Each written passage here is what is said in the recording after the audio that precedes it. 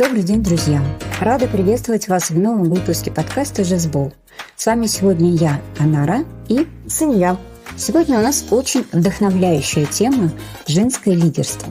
Мы поговорим о пути роста, сложностях, с которыми приходилось сталкиваться, и балансе между семьей и карьерой. И сегодня с нами две невероятные гости. Это Галина Подковальникова, директор магазина, и человек, который ежедневно управляет большой командой и огромным количеством разных процессов. И также Асем Адаева, директор по промо и ценообразованию, который отвечает за одно из самых стратегически важных направлений в нашей компании. Добрый день, коллеги. Добрый день. Тема у нас сегодня с вами такая интересная. Женское лидерство. Что это такое, с чем это едят, каково это быть женщиной-руководителем, лидером, особенно в такой непростой сфере ритейл. Вот и хотели бы с вами об этом поговорить. И давайте начнем с самого начала. Расскажите в целом про ваш путь, каким он был до текущей позиции, как все начиналось, может быть, какие-то сложности были у вас в начале. Давайте начну я. Скажу немножечко о себе. Мой трудовой путь в компании «Магнум» начался с 2013 года. Я пришла в компанию с позиции, начала свою деятельность с позиции администратора торгового зала. Работа, конечно, была очень интересная, очень такая вдохновляющая. Это формат был кэша, это F4. Было на самом деле много интересного, много сложного, но тем не менее запустили филиал, работали. Отработал на данной позиции 9 месяцев. Меня перевели с администратора торгового зала, перевели на позицию руководителя административного направления. Была раньше такая единица. Отработав год и 4, я стал заместителем директора этого же филиала. Вся моя трудовая деятельность касательно данного филиала протекала на протяжении 7,5 лет. В одном магазине? В одном магазине я отработала очень долго, да. Это на самом деле мое детище. Сейчас даже, когда где-то слышу о F4, для меня это очень трогательно и трепетно, потому что там много сил, много было энергии заложено и оставлено в этом магазине. Но ввиду определенных обстоятельств я была вынуждена в 2020 году покинуть данный филиал и перешла. Я по состоянию здоровья еще ушла вообще с компании. В 2021 году я вернулась на позицию заместителя директора. Как посчитало руководство компании, меня поставили на тот момент на F48. Спустя определенное количество лет, так сказать, все пути опять ведут на F10. И в 2021 году, 1 апреля, я приступила на позицию заместителя директора F10. Опять-таки пришел какой-то момент, и посещали мою голову мысли, что попробовать для себя где-то на другом поприще. И, знаете, наверное, больше сподвигло меня принять решение, вернее, принять решение руководства, возглавить и открыть наш новый филиал, это F74. Сейчас я могу с гордостью сказать, что наш филиал – это самый лучший. Мой персонал – это самый лучший. Здорово. Это небольшая история моей деятельности. Здорово. Классно. Очень интересно. Асем, а у вас как начался ваш путь? Если оценивать вообще письменный профессиональный путь, я, в принципе, всегда работала в коммерческом департаменте. Практически с самого окончания университета я пришла специалистом в коммерческий департамент, и на самом деле в других отделах я, в принципе, не работала. Пришла я специалистом. Естественно, путь всегда это вначале очень быстро обучаться, много работать, быстро учиться, быстро отвечать. Учишься принимать решения, учишься быстренько реагировать. Естественно, без много как работать, других вариантов на самом деле не имеет места быть. А как вы росли, Асем? Вы специалистом были? Я была сначала специалистом, потом я стала менеджером. Дальше через пару лет я стала руководителем отдела планирования, как на тот момент он назывался. Далее, компания была достаточно большая. Я потом стала директором департамента логистики, туда входило все и управление планированием закупок. Дальше я работала коммерческим директором в ритейле уже. И следующий этап был это руководителем коммерческого департамента, тоже в другой компании. И дальше я пришла сюда. Такой постепенный, плавный. То есть мой путь, он не был таким, знаете, сказать, простым или идеальным. Он был постепенным, плавным. То есть я, в принципе, в рамках одной компании работала на протяжении 10 лет, но я и росла. Здорово тоже. Вот, вы знаете, в бизнесе, в принципе, да, и в том числе в ритейле, очень много стереотипов. Вот у меня у самой есть такой стереотип, что почему-то коммерция у меня связывается с мужчинами. Вот не знаю почему. Ну, раньше у меня вот такое, я когда не работала в ритейле, работала там в банковской сфере, в производстве, такое было, что если коммерция, это же переговоры, партнеры, это что-то такое сложное, мощные цифры. Наверное, там большинство мужчин работает. Вот это один из стереотипов. Вот. И вот какие стереотипы у вас в жизни были, вот пока вы росли, пока вы развивались? С чем приходилось сталкиваться вам именно как женщине? Ну, мне кажется, на самом деле, вот если честно, объективно говорить, я в жизни вот прям с такими стереотипами не сталкивалась. Но это в целом в бизнесе такой, знаете, стандартный стереотип о том, что женщина... То есть это, на мой взгляд, не связано с каким-то профессионализмом, а больше связано, наверное, с способностью женщины выдержать высокий темп и нагрузку, ну и ответственность. Наверное, это больше связано с этим. Ну, как бы, потому что мужчины более устойчивы психологически, эмоционально, как бы в этом С плане. кем мы поспорили сегодня? Да, но в целом, мне кажется, именно так. Я, знаете, сейчас вот вспомнила, ну, как бы у меня тоже был такой путь роста, там, начиная со специалиста тоже, там, с менеджера, и сейчас вот я директор. И я помню, что когда я впервые пришла на позицию руководящую, я была менеджером, у меня было 2 подчиненных.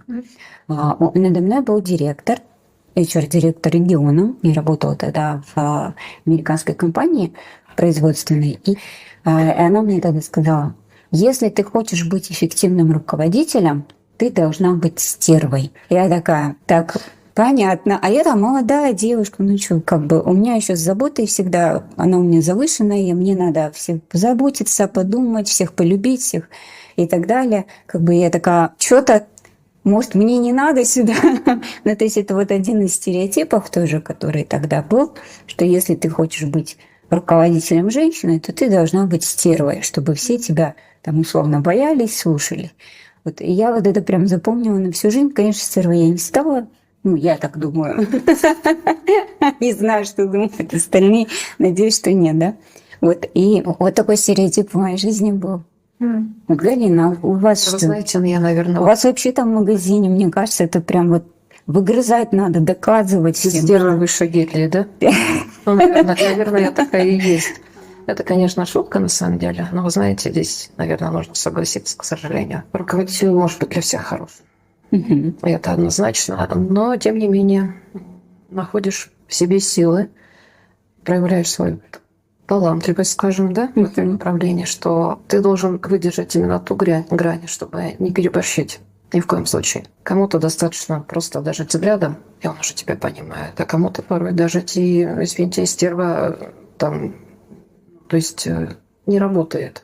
Пытаешься искать иной путь, то есть ты уже выходишь как на диалог не как руководитель с подчиненным, а пытаешься как-то задружить со своим сотрудником, чтобы понимать, чтобы достучаться до него, чтобы получить тот результат, который ты хочешь от него видеть. Не просто там ультимативно требовать выполнения задачи. Нет, это не работает.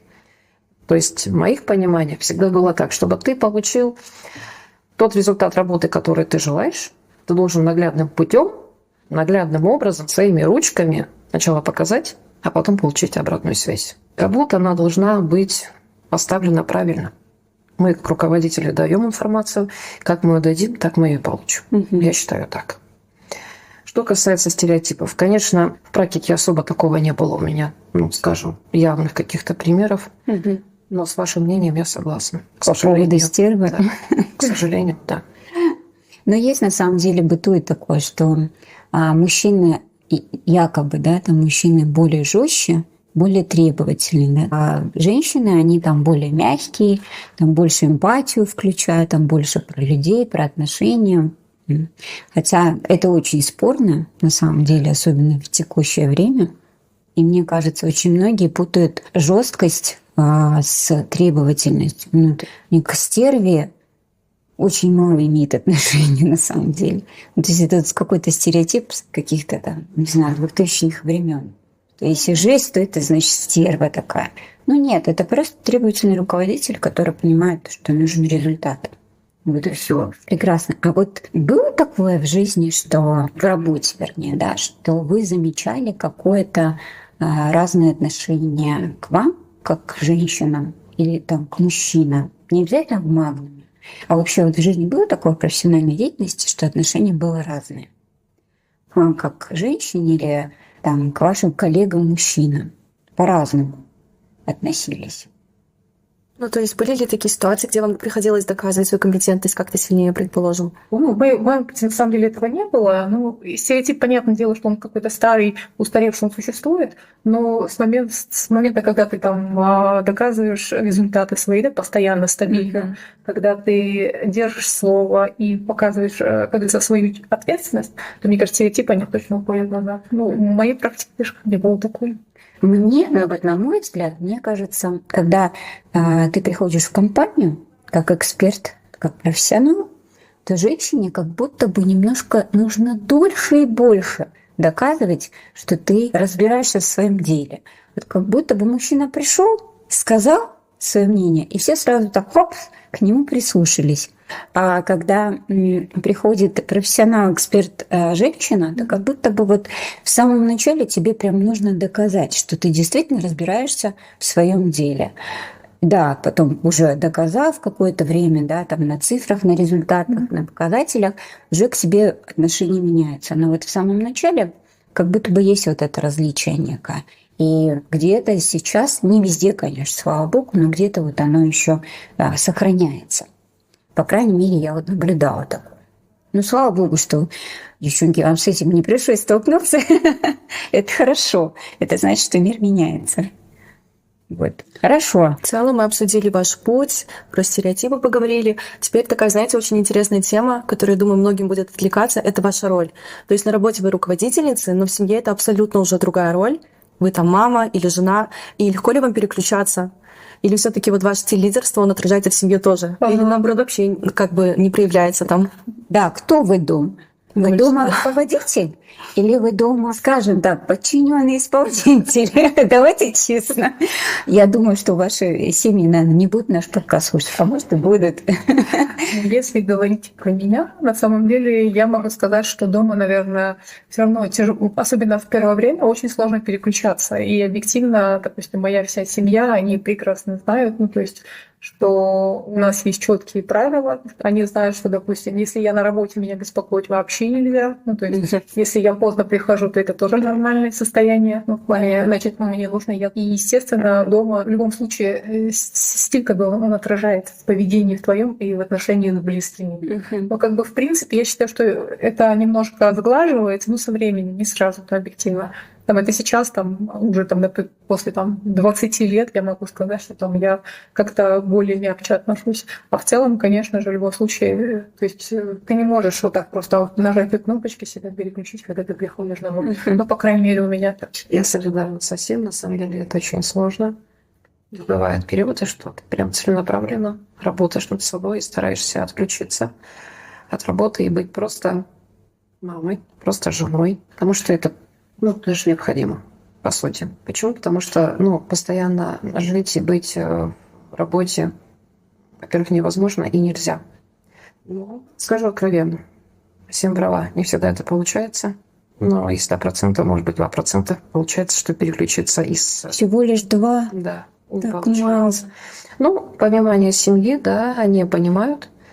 Но иногда даже, наверное, члены семьи больше адаптируются, они уже входят в то понимание, даже видят по выражению лица, когда приезжаешь. То есть, может быть, какое-то время не вообще не трогать. Бывает и такое. Бывает, скажу откровенно, мам, ты не на работе. Отключись. И вот это магическое «мам, ты не на работе, отключись» бывает, работает. Но не всегда. Сложно. Очень сложно быть. То есть выдержать ту грань. Работа, работай, дом – это дом. Не знаю, у меня лично так. Я вот сейчас себя вспоминаю. Очень долгое время вообще, да, было тяжело. Я сейчас просто и приходилось... Во-первых, то, что ты вот в период роста, когда ты начинаешь доказывать, что ты классный руководитель, что ты классный эксперт и так далее, так там вообще невозможно это сделать, потому что ты прям погружен в свою работу, в свой рост, в развитие и так далее. И там, наверное, действительно 99% это ты в работе, и все это с собой постоянно в голове носишь, и все это, естественно, у тебя в семье. Слава богу, что как бы семья, когда понимает и принимает это очень классно. Вот. Но, наверное, уже после того, как ты в какой-то степени все доказал всем и себе в первую очередь, начинаешь... Ну вот я начала себя учить переключаться. Я начала себя... Ну, во-первых, я себя приучила, что дома я не лидер вообще, нет. Дома у нас есть другой лидер. А я слабая женщина, которой нужна забота. Вот. И у меня тоже бывает такое, что когда сын говорит: «Мама, ты почему такая строгая?» И я понимаю, что я сейчас разговариваю с сыном не как со своим сыном, ребенком, а как с кем-то из ребят из команды. То есть ставишь задачу и объясняешь, как ее надо сделать. И, собственно говоря, вот следующий вопрос у нас и был такой, что с эмоциональной точки зрения получается действительно оставлять работу на работе, или все-таки вот домой ты приносишь иногда. А вот эти все проблемы какие-то, там, не знаю, день неудачно прошел, с кем-то поругался, с кем-то поразбирался, потом пришел и дома все это вылил. Бывает такое? Да не то, что вылил, это, знаете, больше, наверное, все в голове у тебя крутится, ну, как бы все равно ты проигрываешь там, что вот за день было, что ты планировал сделать, что ты успел сегодня сделал, что-то не успел, потом, что тебе нужно еще сделать на завтра. Например, мне вот постоянно... Работа продолжается дома. Да, в голове у меня, думаю, вот завтра с утра нужно сделать вот это себе быстренько записать. Ну, если честно, если говорить про меня, не всегда получается объективно. Просто у меня ребенок уехал учиться, как бы, да, и сейчас более или менее я как-то начинаю в это входить, ну, как бы отключаться. А так, если честно, не очень мне это получается объективно. Как бы, а так, ну, вообще, конечно, вы говорите правильно, с вами согласна, это нужно на самом деле делать. Все равно, то есть у тебя должно быть время для семьи, да, для личных дел каких-то. Ну, то даже само переключение, потому что иначе ты потом начинаешь выгорать, ты просто начинаешь уставать из-за того, что ты постоянно вот в этом состоянии рабочем. Ну, про себя я скажу, что откровенно это не работает, не получается у меня. Почему? Потому что, ну, видимо, еще специфика работы, находясь в головном офисе один, так сказать, круг забот, да. Работа в супермаркете – это совсем другое. Да. Проблем. Непредсказуемая каждая минута. То есть непонятно, что может произойти там в следующую секунду и в протяжении там какого-то следующего часа. Поэтому бывает очень сложно. Но находишь все-таки, вот как вы правильно сказали, находишь в себе силы и пытаешься там перестроиться, потому что и происходит и выгорание, и сбой человеческий просто происходит, да, к сожалению. Ну, тогда просто есть один метод, который просто блокирует, так сказать, все рабочие моменты и переходишь только на какие-то позитивные компенсирующие факторы. Это только общение с природой. О, классный метод. Работал интернет, вот это отдых, вот это перезагрузка капитальная. Это работает, и я всегда рекомендую и своим ребятам. Более того, у нас в компании, у нас вообще в коллективе существует такая тенденция. Мы раз в год обязательно, если есть какие-то, скажем, какие-то очень важные мероприятия, подготовка, либо осуществление этих планов, и мы достигли этих планов, мы просто спонтанно собираемся, и выезд у нас происходит тимбилдинг не только члены команды, но и я всегда разрешаю: ребят, берите семьи. Потому что, к сожалению, не каждый может позволить выехать там куда-то за пределы города. Я эти вещи приветствую. Я хочу знать, как живет моя команда, чем они живут, какое вообще социальное, так сказать, положение, какие детки. Ну, мне это интересно. И я это приветствую. Я всегда за ребят. Здорово. У нас это практикуется в команде. Мне кажется, что это хорошо на самом деле, да. Нет, вот это классный метод, на самом деле. Я тоже очень люблю ездить на природу. И особенно вот сейчас, когда начинается летний период, стараешься в выходные с семьей, берешь семью в Ахаку и куда-нибудь, как вы говорите, подальше, желательно, где интернета нет. Я была недавно в отпуске. Мы решили себе такой отпуск сделать эмоциональный, сложный. Мы ездили в джип-тур по Мангостауской области. Я вам так скажу, я 8 дней там была, я ни одной минуты не думала про работу, потому что там была такая куча других проблем. Вот это хороший метод загрузить себя другими проблемами. Мне вообще было не до того. Что мне, значит, тут чем покормить? Ага, тут дорога такая, господи, мы вообще доедем или нет?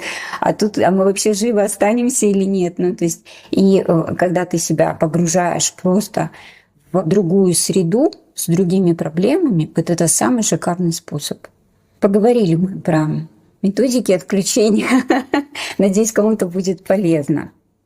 В принципе, отчасти мы вот и затронули, да, вопрос нагрузки, темпа работы, как можно от этого отключаться, переключаться, как удается и удается ли вообще выделять время для семьи, если вот эту тему продолжить. Потому что это же сложно. Я просто помню, когда мне приходилось работать до 12 ночи, и куча задач, и ты приходишь домой, и работа с тобой приходит, ты все еще в этой работе. Все равно возникают какие-то проблемы с тем, что ты большую часть своего времени не в семье. Вот из-за этого я мы же откровенно, да, говорим, какую-то часть жизни своего сына я пропустила. Потому что я была вынуждена. У меня было очень много работы, мне вот этот период роста был, развития, мне хотелось развиваться, я все думала про это. И какой-то период жизни своего ребенка я вот выпустила. И я сейчас это вижу. То есть, потому что какие-то вещи я не всегда понимаю сразу в отношении сына. Какие-то интересы у нас сложились разные, мама про одно, сын про другое, потому что вот выпали мы в какой-то период жизни друг из друга. И сейчас я пытаюсь это восполнять. То есть, как я уже говорила, выходные у меня обязательно должны быть с семьей. Семьей с друзьями. То есть это для меня сейчас такое правило обязательное. Вот что у вас в этом плане, как вы справляетесь с задачей того, чтобы семья была ближе, того, чтобы вы были ближе к своей семье, какие-то традиции, ценности, что такое интересное. Сейчас слушаю вас, на самом деле, знаете, такая нотка печали. У меня очень взрослый сын. Вы сейчас проговорили, что какой-то там часть времени, периода, так сказать, развития своего ребенка вы упустили это. Наверное, проходят все через этот период. И вы знаете, я хочу сказать, что это не совсем правильно и нехорошо. Это неправильно. Это нехорошо. Мы не видим, как наш ребенок взрослеет. Мы не видим, когда наш ребенок начинает как-то мыслить, как-то, скажем, утверждаться как личность, как-то проявляться как личность. Да? Это же на пути, в принципе, у каждого человека имеет место быть. Я бы рекомендовала всем, чтобы дети, семья, она была в приоритете. А вот есть какие-то, может быть, советы? Все-таки находить возможности, как бы это сложно ни было, отделить грань работы и семья, они никак не должны пересекаться. Просто из высоты своих лет я это могу очень убедительно, утвердительно сказать. Это недопустимо. Работа работой, семья семьей. Приходя на работу, я всегда ребятам своим говорю: ребят, пожалуйста, делаем так. Вошли через порог магазина, включились в работу. Перешагнули в обратную сторону. Живите жизнью в семье. Ни грамм о работе.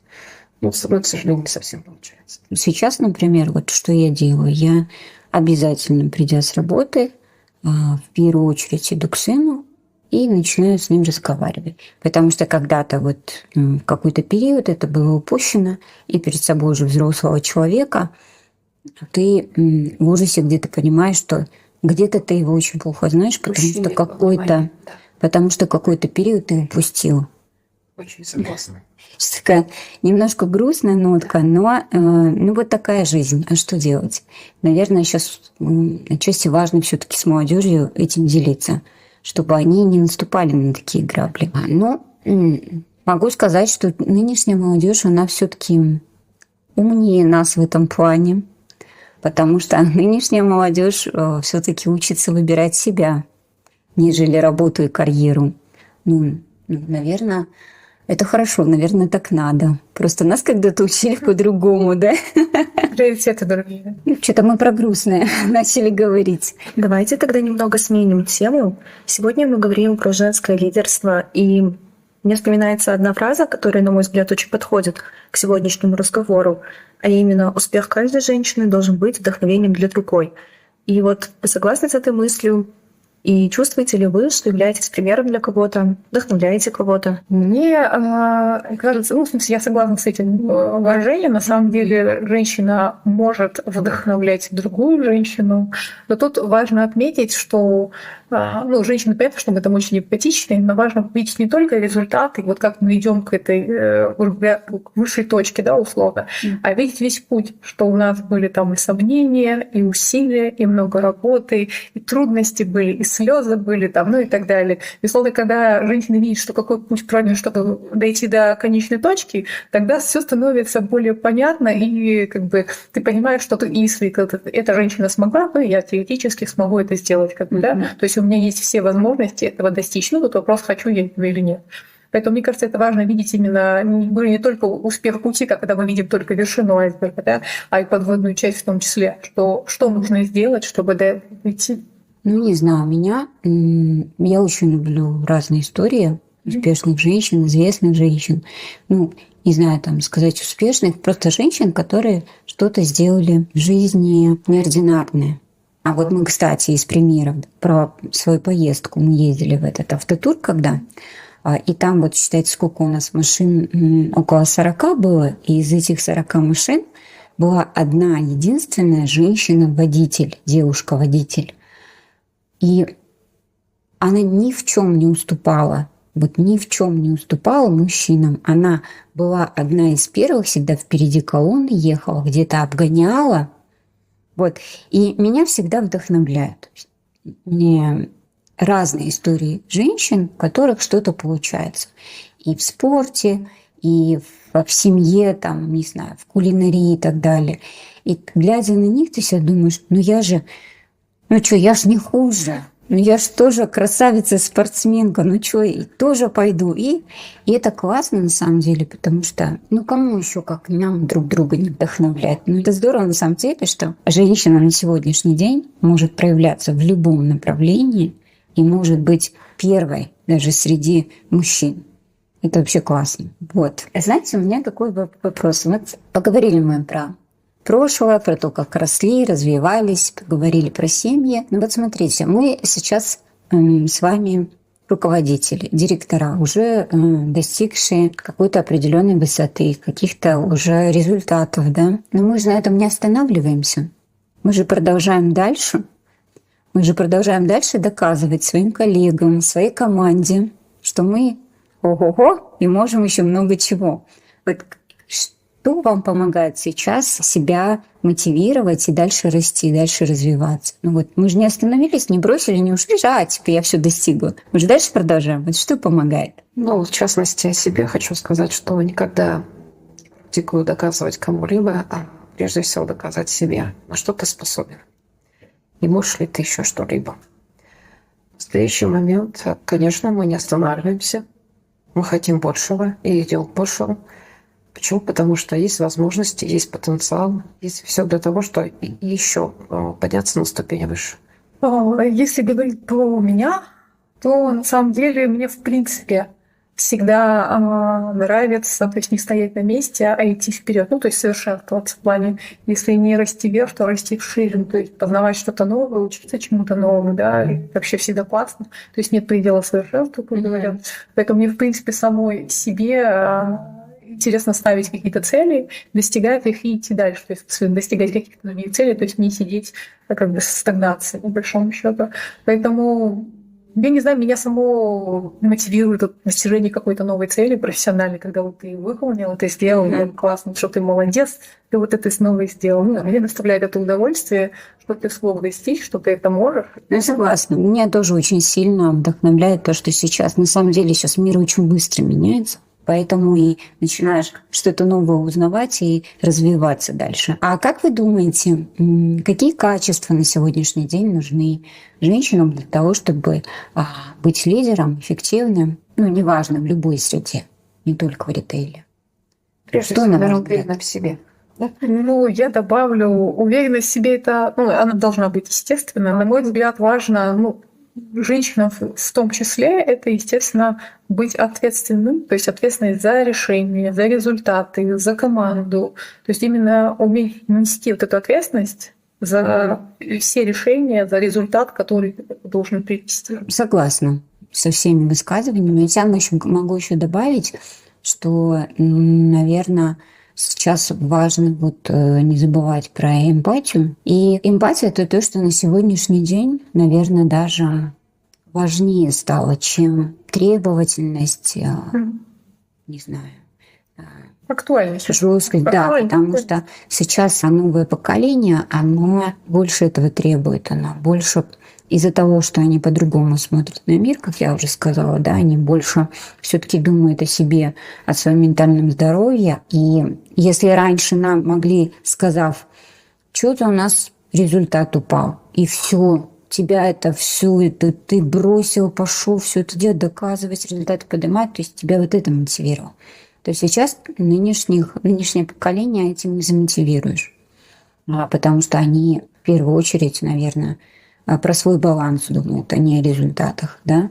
И вот это нужно уметь найти, вот как уже мы ранее говорили, да, ключик подходит к каждому. Здесь важна эмпатия, понимать, что с человеком происходит. И для лидеров это сейчас особенно актуально и важно. А так абсолютно согласна и про ответственность, и про уверенность в себе. Без этого никуда. Ну что ж, коллеги. Разговор получился, мне кажется, невероятно интересно.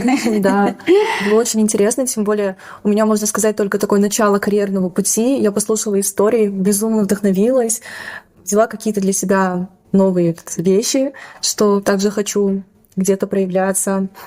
И напоследок, какой вы можете дать совет нашим слушательницам, вот женщинам, девушкам, которые хотят расти в карьере, но и при этом они также хотят как-то вот выстраивать гармонию в семье? Мне кажется, знаете, что на самом деле нет, вот она тоже об этом говорили, нет идеала, не будет идеальной картинки, невозможно быть идеальной всегда и везде. У каждого свои приоритеты, свои жизненные ситуации.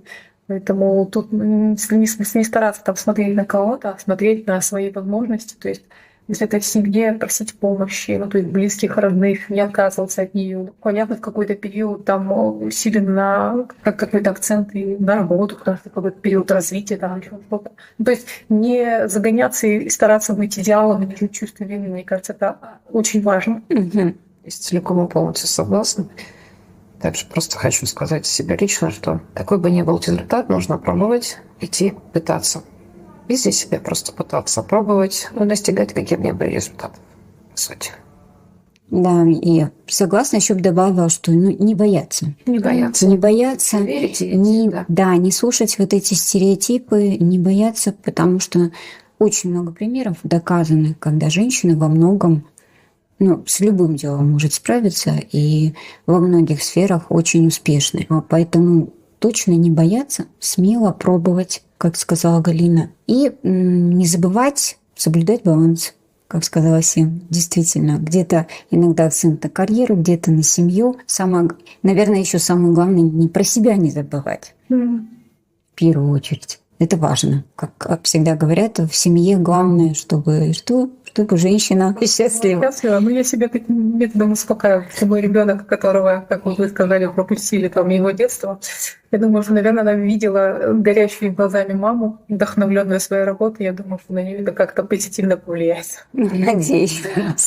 Но я очень сильно надеюсь, что мой ребенок где-то все-таки гордится своей мамой, ее результатами. И вот тоже себя пытаюсь так успокаивать. Вы правы на 200%, потому что дети, на самом деле, когда в какой-то определенный промежуток жизни, именно развития ребенка, не оказываешь должного внимания и влияния в жизни своего ребенка, потом спустя годы, когда в частности, проходит школьный этап, учебное заведение ребенок заканчивает.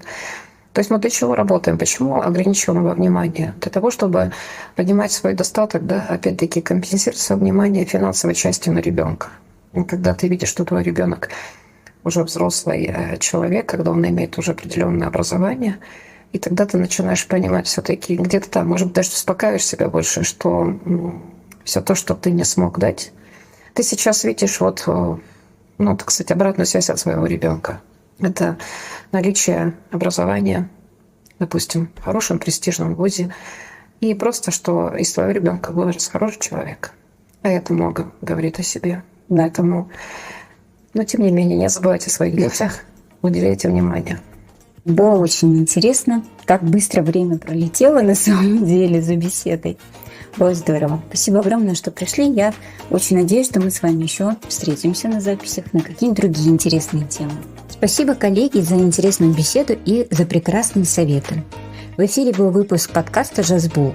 Сегодня мы поговорили о женщинах, которые не боятся брать ответственность, принимать решения, вести за собой команды и при этом оставаться с собой, любящей женой и матерью. Напоминаем, что вы можете слушать нас на нашем портале и телеграм-боте Magnum Life, а также слушать на платформах Apple Podcast и Яндекс.Музыка.